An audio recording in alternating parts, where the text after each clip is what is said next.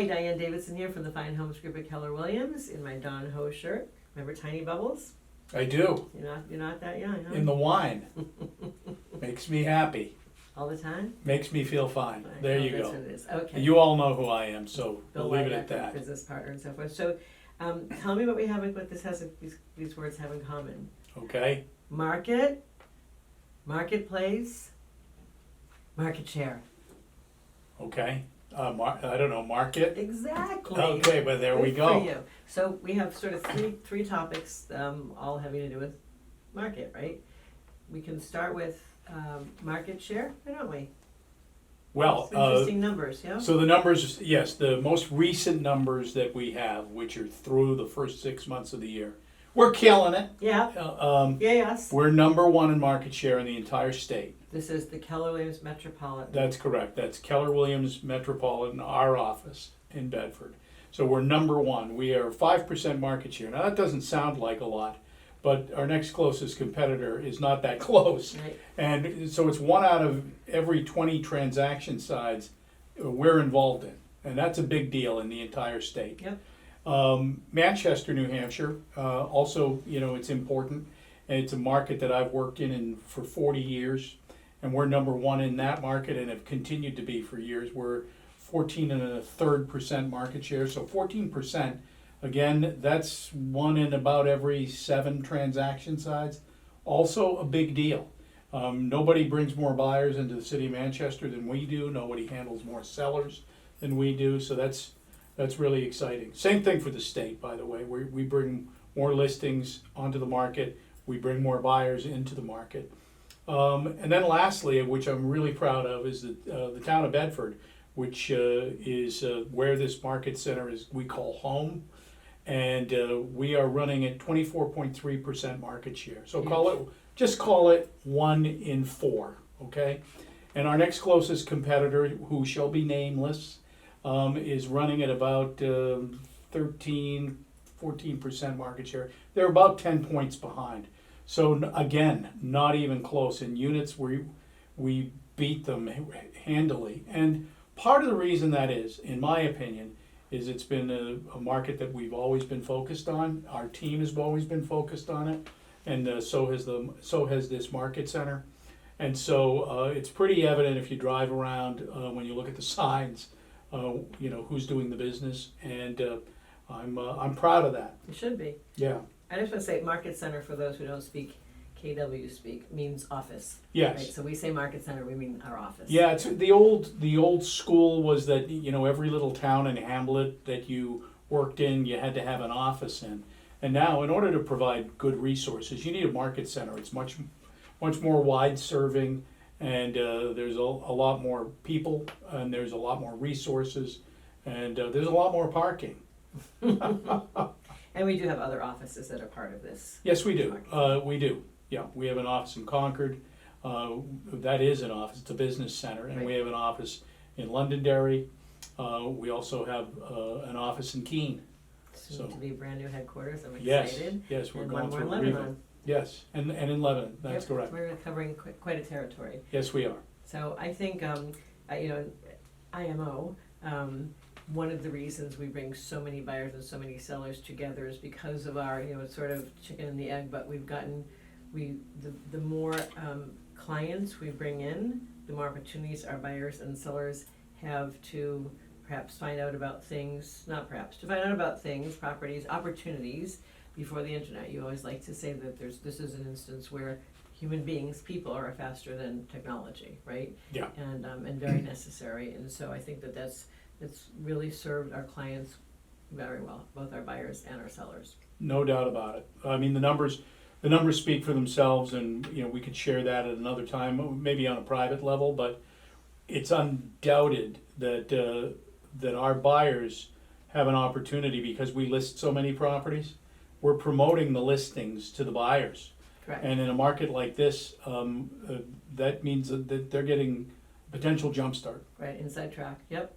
And it's encouraged by the system that the Realtor organization has sort of put into place, so. Oh yeah, it's totally fine. So shameless plug, if anyone has any questions, if you're a buyer that's not already represented and concerned about, or, motivated to find out about opportunities before they hit the market, definitely, a place to stop and shop. Yeah, no, this is not a solicitation for Nope. anybody else's Absolutely. clients. Not at all. We don't need anyone else's, Mhm. we just serve our own. Sounds like That's we have it. plenty. Well, Never enough, I get it, we're always more to help, exactly. yes, So, that's the market share. yes. Let's talk about the market in general, if marketplace. What's So going on? again, the market in general is this. Inventory is an issue nationally. To give people some perspective, in 2008, there were during the beginning of the housing bubble crisis, there were about 4 million single-family homes on the market. And so in 2019, that number had dwindled by half.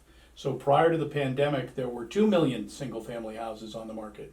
And we knew it was an inventory-type market, but today, nationally speaking, there's 1 million on the market. 25% of. And, in New Hampshire, 1,400 single-family homes, not nearly enough. It's about a month and a half supply.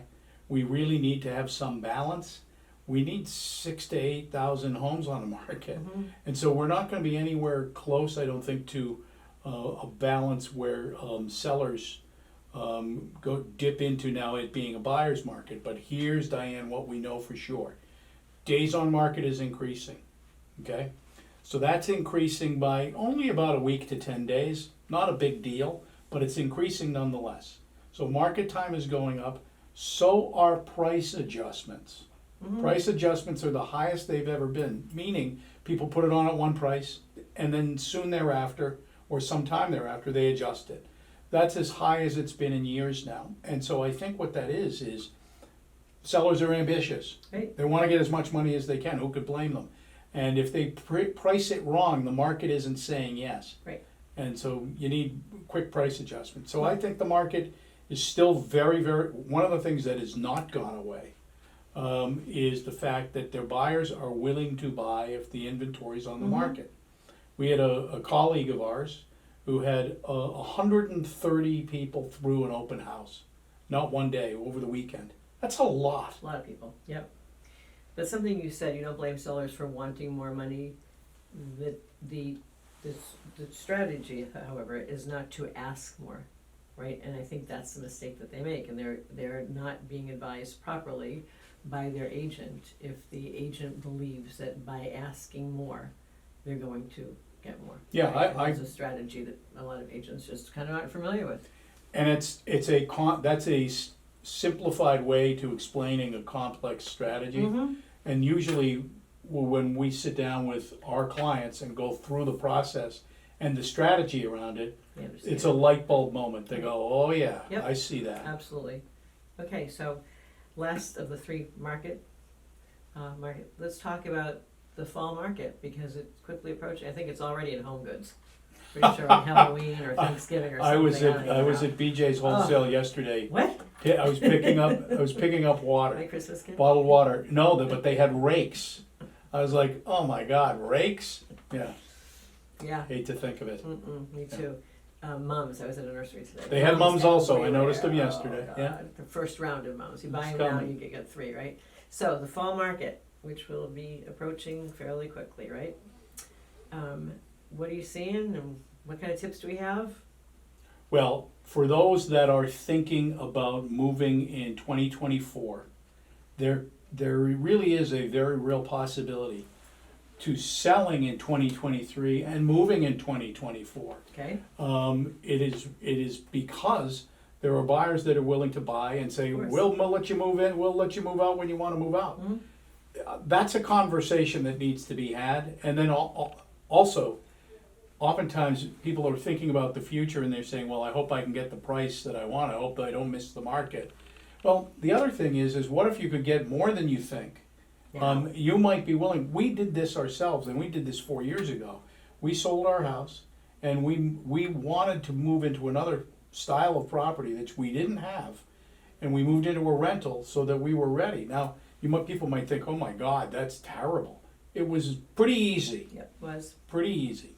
tight quarters, but we made it through. Yeah. So my tip, in case you're gonna ask, would be that if you're thinking about. No, but I'm dying to know. Okay, go ahead, ask me. So if a sale is in the near, even mid-far future, like not too near future, it is very pretty right now outside finally. The grass hasn't quite turned brown yet. We had tons of rain, now we have sunshine, we have beautiful days like yesterday with blue sky and big puffy white clouds. Let us get the Now pictures. exterior photos. Yep. If you're thinking of selling anytime, we have archive photography for as long as 4 years. Because you've heard me say it, but there are basically four, save for the, autumnal theme for a week or two. Sure. But other than that, there are 4 colors that New Hampshire, that the exteriors present: white, gray, brown, and green. And the gray and the brown take up the majority of the year. White we don't even see some years. And green is the most beautiful and the most enticing, and now's the time. So anybody who's thinking about selling in the next few years really ought to reach out to us so we can do exterior photos for them. Amen. System. Okay, well that's all I have for you. That's all you have for me and for them. That's all I got. Okay, well thank you as usual for watching or listening. Please be sure to subscribe to our YouTube channel or follow us on your favorite podcast platform.